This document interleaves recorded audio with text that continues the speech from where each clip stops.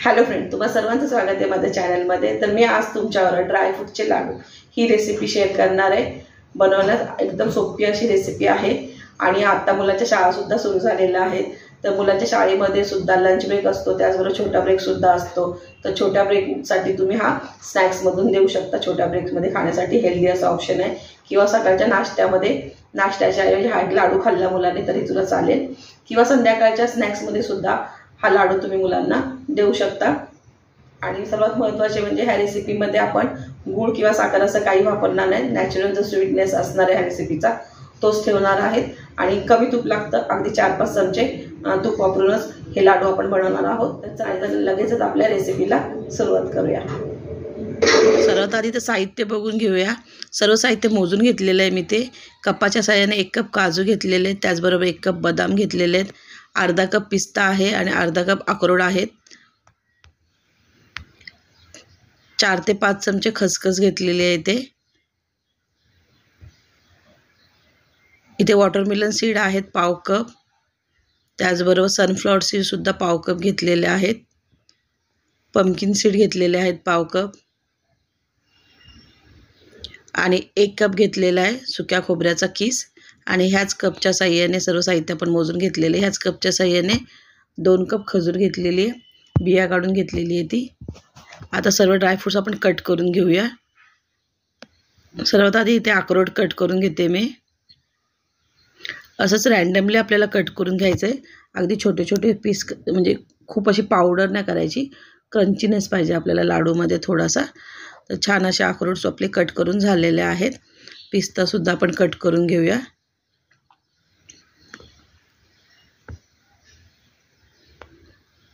तर पिस्तासुद्धा आपला कट करून झालेला आहे। थोडंसं असं वाटत असेल तुम्हाला तर चाकूच्या साहाय्याने तुम्ही असं करू शकता, त्यामुळे कसं छान टेक्स्चर येतं त्याचं। म्हणजे काही मोठे पीस असतील तर ते पुन्हा कट केले जातात। आणि काजूसुद्धा कट करून घेऊया। काजू तर खूप सॉफ्ट असतात, जरा लवकर कट होतात। ह्या लाडूमध्ये ना ड्रायफ्रूट्स कट करायलाच खूप जास्त वेळ जातो, बाकी लाडू नंतरची प्रोसेस लवकर होणारी आहे। फक्त ड्रायफ्रूट्स कट करायला वेळ जातो, पण आपल्याला ते टेक्स्चर आणि तो क्रंचीनेस हवा आहे लाडूमध्ये, त्यामुळे आपण अशा पद्धतीनेच ड्रायफ्रूट सगळे कट करून घेणार। सगळे म्हणजे काजू, बदाम, पिस्ता आणि अक्रोड तर आपले कट करून झालेले आहेत। आता मिक्सरच्या भांड्यामध्ये हे किसलेलं 1 कप खोबरं आहे ते टाकूया, आणि खजूर जी आपण घेतलेली बिया काढून ती सुद्धा टाकायची आहे। तर सगळी खजूर नाही टाकत मी, अर्धी टाकते। आणि ह्याला आपल्याला पर्स मोडवर बंद चालू करत फिरून घ्यायचं आहे। थोडंसं मिश्रण एकजीव झालं की पुन्हा राहिलेली खजूर त्यात ॲड करून आपण पुन्हा फिरून घेणार आहोत।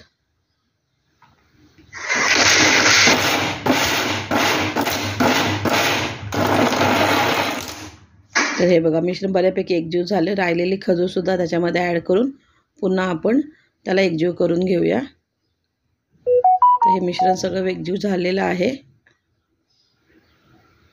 आता पॅनमध्ये मी खसखस भाजून घेते, छान अशी फुलेपर्यंत, आणि थोडा हलकासा त्याचा कलर चेंज होईपर्यंत आपल्याला खसखस भाजून घ्यायची, लो टू मीडियम फ्लेमवर। तूप टाकलेलं नाही आहे मी खसखस भाजताना, कारण की मग ते तुपाला सगळी चिटकून राहते पॅनला, म्हणून। तर आता पॅनमध्ये थोडंसं तूप घेऊन त्याच्यामध्ये आपण सगळे ड्रायफ्रूट्स भाजून घेणार आहोत। तर सगळ्यात आधी भाजून घेऊया सगळ्या ज्या बिया आहेत त्या, वॉटरमेलन सीड, सनफ्लॉवर सीड आणि पंपकिन सीड। ह्या बियांना ना छान हलक्या रंगावर भाजायचं आहे। थोडं त्या फुलून येतात, अशा जसं भाजाल ना तशा थोडंसं फुलतात त्या, आणि थोड्याशा तडतडायला लागतात। त्या स्टेजपर्यंत आपल्याला ह्याला भाजून घ्यायचं आहे। तर मस्त आपल्या बियासुद्धा भाजून झालेल्या आहेत, बघू शकता तुम्ही, कलर चेंज झालेला आहे। 3 ते 4 मिनटं वेळ लागू शकतो याला भाजायला। ह्या आपण एका पातेल्यात काढून घेऊया। सेम पातेल्यात सर्व मी काढते। पुन्हा 1 चमचा तूप घालून आपण काजू भाजून घेणार आहोत। काजूसुद्धा असेच लो टू मीडियम फ्लेमवर हलकासा रंग चेंज होईपर्यंत भाजायचे। आणि हे सगळं भाजून घेतल्यामुळे ना आपले लाडू जास्त दिवस टिकण्यासाठी सुद्धा मदत होते। तर बदामसुद्धा आपण छान आता तुपावर भाजून घेऊया, हलकासा रंग चेंज होईपर्यंत। तर बदामसुद्धा भाजून झालेले आपले। आता काजू भाजून घेऊया आपण।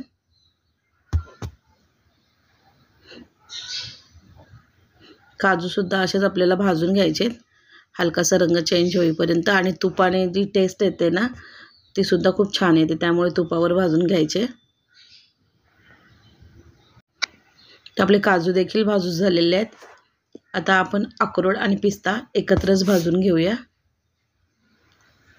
त्याला सुद्धा छान तुपावर भाजून घ्यायचं आहे व्यवस्थित.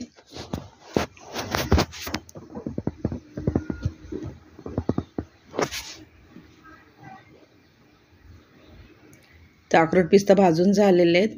आता पॅनमध्ये पुन्हा तूप थोडंसं घेऊया, एखाद चमचा, आणि त्याच्यामध्ये खोबरं आणि खजूरचं मिश्रण आहे ना एकजीव असा त्याचा डो तयार होईपर्यंत आपल्याला छान मिक्स करून घ्यायचं आणि छान भाजून घ्यायचं थोडासा सॉफ्ट होईपर्यंत.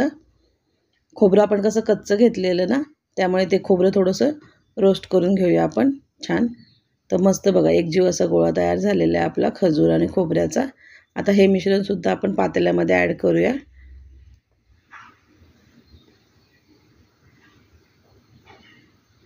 तर सर्व आपलं भाजून झालेलं आहे आता लाडूचं साहित्य. याला व्यवस्थित एकजीव करून घ्यायचं आहे. खजूर दे ना व्यवस्थित मिक्स करून घ्यायची सगळ्या ह्याच्यामध्ये ड्रायफ्रूट्समध्ये. त्याचे जर गोळे झाले असतील ना ते सुद्धा फोडून घ्यायचे आपल्याला. तर इथे चमच्याच्या साहाय्याने व्यवस्थित आधी मिक्स करून घेते, कारण की गरम आहे ते, आणि नंतर आपण हातानेच मिक्स करणार आहोत. म्हणजे कसं व्यवस्थित एकत्र होईल सर्व मिश्रण. आणि खजूरच्या जर अशा काय गाठी असतील म्हणजे एकत्रित असे गोळे तयार झाले असतील तर ते फोडून घ्यायचे व्यवस्थित आणि मिक्स करून घ्यायचे. आणि मिश्रण खूप गरम आहे त्यामुळे मी चमच्यानेच मिक्स करत आहे सध्या तरी. नंतर आपण हाताने मिक्स करून घेणार आहोत. म्हणजे कसं व्यवस्थित सगळं एकजीव होईल हाताने मिक्स केल्याने. तर व्यवस्थित सर्व मिश्रण आपलं एकजीव झालेलं आहे.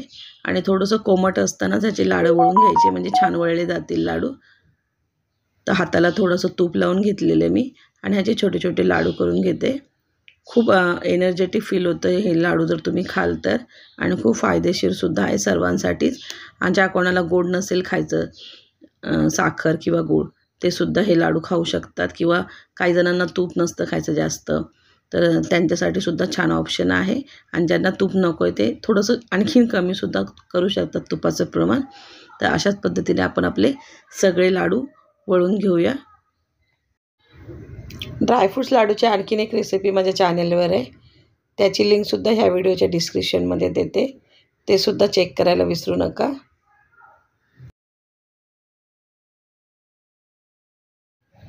तर मस्त आपले ड्रायफ्रूटचे लाडू बनून रेडी झालेले आहेत. बघायला सुद्धा किती सुंदर दिसत आहेत आणि खायला पण तेवढेच टेस्टी असे लाडू लागतात. अजिबात तुम्हाला असं वाटणार नाही खाताना की याच्यात काहीतरी गोड टाकायला हवं होतं, साखर किंवा गूळ. खजूरचा जो गोडवा आहे ना त्याच्यामुळे खूप छान टेस्ट येते ह्या लाडूची. आणि ज्यांना साखर किंवा गूळ असं काही खायचं नाही आहे गोड, तर त्यांच्यासाठी सुद्धा हा लाडू खूप छान ऑप्शन आहे.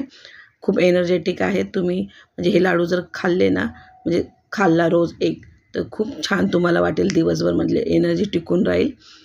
तर असे लाडू बनवून आपले रेडी झालेले आहेत. आणि हे जे लाडू आहेत तुम्ही छान महिनाभरपर्यंत स्टोर करू शकता. अशा पद्धतीने मी ह्या डब्यामध्ये स्टोर केलेले आहेत लाडू हवाबंद.